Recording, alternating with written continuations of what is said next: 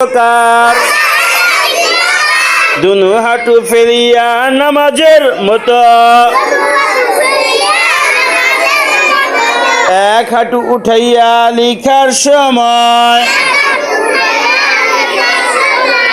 এক হাঁটু উঠাইয়া লিখার সময় দুনো হাঁটু উঠাইয়া খাওয়ার সময়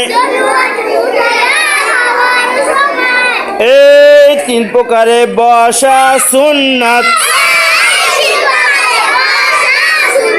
অন্য প্রকারে জায়েজ আছে ভাত খাওয়ার হাতের নাম ডান হাত অপর হাতের নাম বাম হাত ডান হাতের দিককে ডান দিক বলে